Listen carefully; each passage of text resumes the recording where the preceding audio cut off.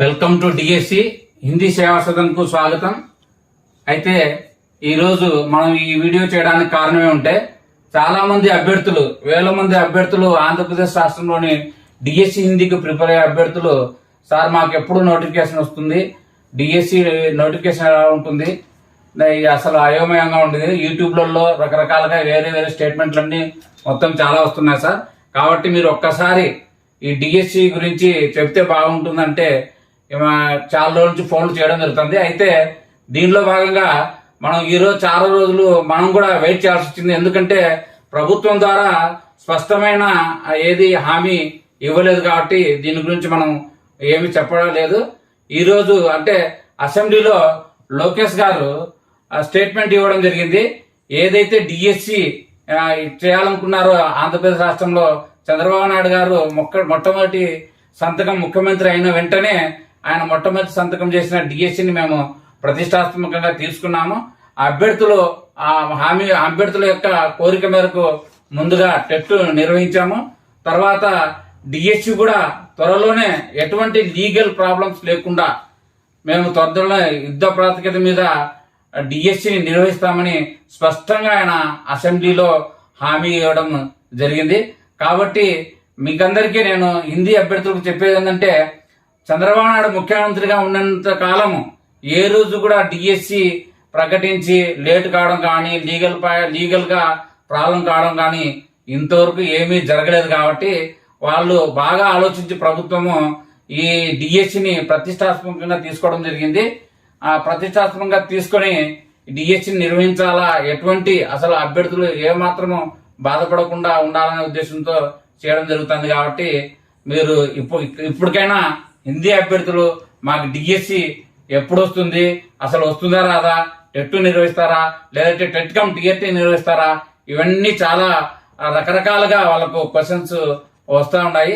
నేను డిఎస్సి హిందీ అభ్యర్థులకు అందరికీ కోరేది ఏంటంటే, డిఎస్సి ఎప్పుడన్నా రాని నోటిఫికేషన్, మీరు ఆల్రెడీ అందరూ టెట్ పరీక్ష రాసి ఉన్నారు, రిజల్ట్ కూడా వచ్చి ఉన్నాయి. అంతేకాకుండా గతంలో కూడా 2018లో మన యొక్క రాష్ట్ర వ్యాప్తంగా ఉండే డిఎస్సి అభ్యర్థులందరూ మొత్తం దాదాపుగా 85-90% రాష్ట్ర వ్యాప్తంగా స్టూడెంట్స్ మన వాళ్ళు ఈ యొక్క టెట్ ను పాస్ కావడం జరిగింది. కాబట్టి ఇప్పుడైనా సరే మీరు అందరూ డిఎస్సికి సన్నద్ధం కావాలి. సన్నద్ధం అయ్యే టైం మనకు దగ్గరకు వచ్చింది.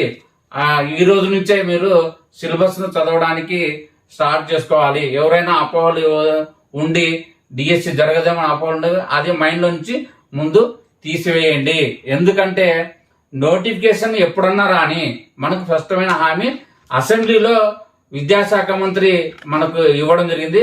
ఎందుకంటే ఇప్పటి వరకు ఇటువంటి విద్యాశాఖ మంత్రి మనకు రాలేదు. హైలీ ఎడ్యుకేటెడ్ మనకు మొట్టమొదటిసారిగా మన రాష్ట్రంలో విద్యాశాఖ మంత్రిగా కావడం జరిగింది. అది కూడా యువగలంలో ఇచ్చిన హామీ ద్వారా. తర్వాత స్వయాన ఆయన ముఖ్యమంత్రి గారి కుమారుడు కాబట్టి ఆయన మాటకు ఖచ్చితంగా విలువ ఉంటుంది. కాబట్టి ముందు మీరు అపోహలు వదిలిపెట్టి ఫస్ట్ మీరు డిఎస్సికి ప్రిపరేషన్ కావాలి. డిఎస్సికి ప్రిపరేషన్ కావాలంటే ముందు మీరు ఈ అపోహ నుంచి మైండ్లో నుంచి తొలగించుకోవాలి. నేను మీకు అందరికీ రిక్వెస్ట్ చేసేది ఏంటంటే, ఏదైనా కానీ డిఎస్సి ఎప్పుడైనా రాని, ఒక రోజుకు రాని, 2 రోజులు రాని, 10 రోజులు రాని, నెలకు రాని, ఎప్పుడన్నా రాని. ఎందుకంటే ఒక సమయం అనేది మీరు దీన్ని నెగిటివ్ గా తీసుకోకుండా, మాకు సమయం ఇంకా బాగా వచ్చింది, మేము చదువుకోవడానికి బాగా అవకాశం కలుగుతుంది అనేది మీరు మైండ్ లో పెట్టుకొని దీన్ని ఒక అవకాశంగా మలుచుకోవాలి తప్ప దీన్ని నెగిటివ్ గా తీసుకోకూడదు. ఎందుకంటే మనకు తెలుసు, మనకు హిందీ సబ్జెక్ట్ లో సిలబస్ మిగతా సబ్జెక్టులకు మనకు చాలా తేడా ఉంటుంది.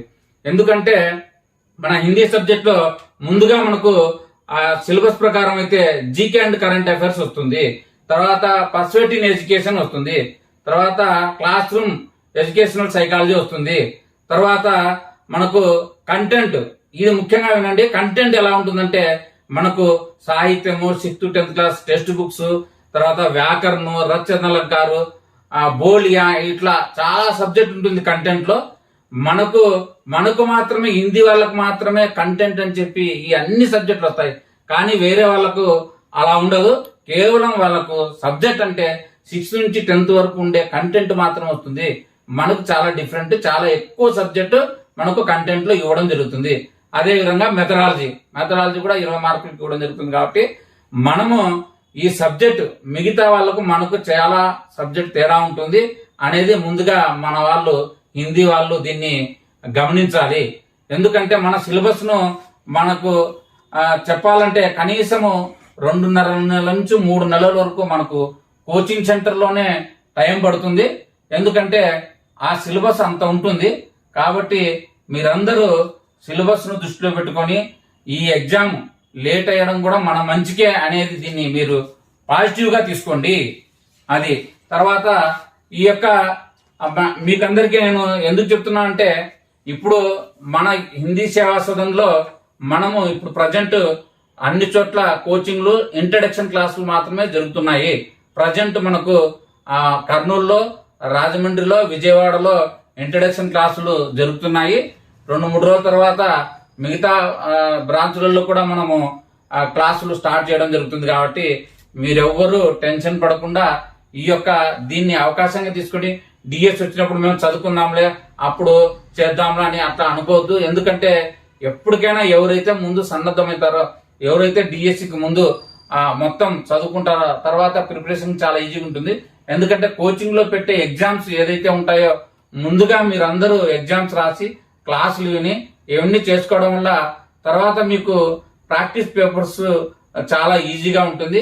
ప్రిపరేషన్ కూడా కనీసం అంటే మీరు తొందరగా మీరు ఆ యొక్క సబ్జెక్ట్ వినడం వల్ల ఎగ్జామ్ టైం కల్లా మీకు కనీసం 4-5 సార్లు మీరు రివిజన్ చేసుకోవడానికి అవకాశం ఉంటుంది.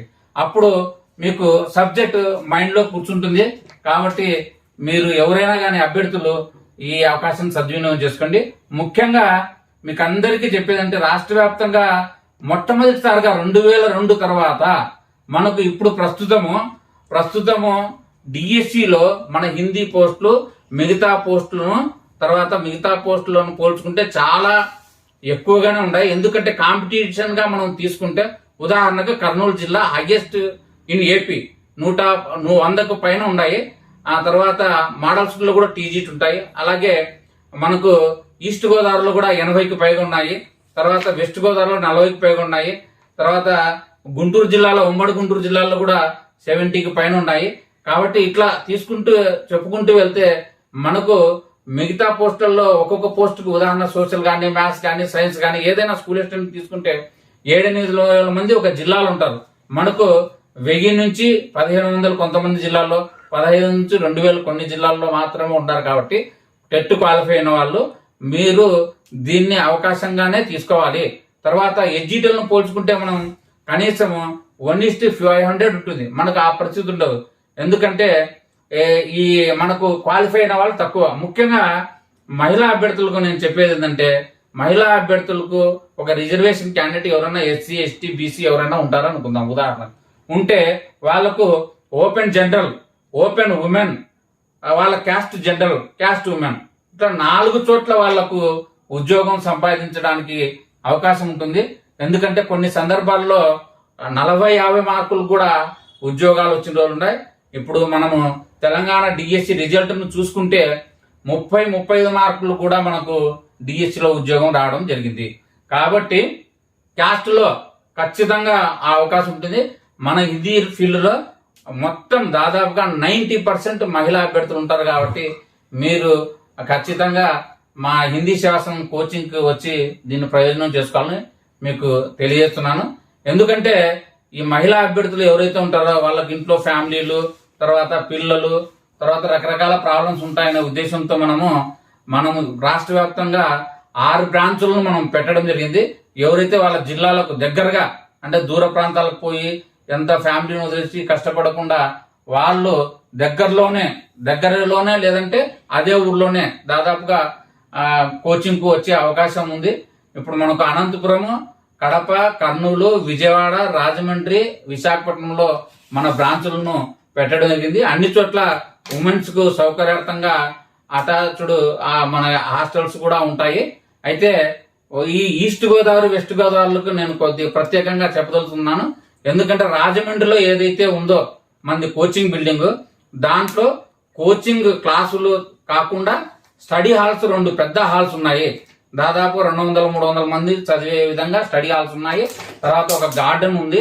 కాబట్టి వెస్ట్ గోదావరి, ఈస్ట్ గోదావరి వాళ్ళు మాత్రము మహిళలు ఎవరైతే ఉన్నారో వాళ్ళందరూ ఈ అవకాశాన్ని మీరు సద్వినియోగం చేసుకోండి.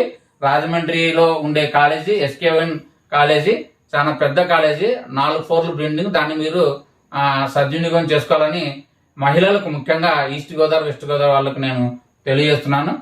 కాబట్టి ఇప్పటికైనా సరే ఇంకా మైండ్లో నుంచి మీరు తీసివేయండి. మనము డిఎస్సి హిందీకి సన్నద్ధం కావాలి.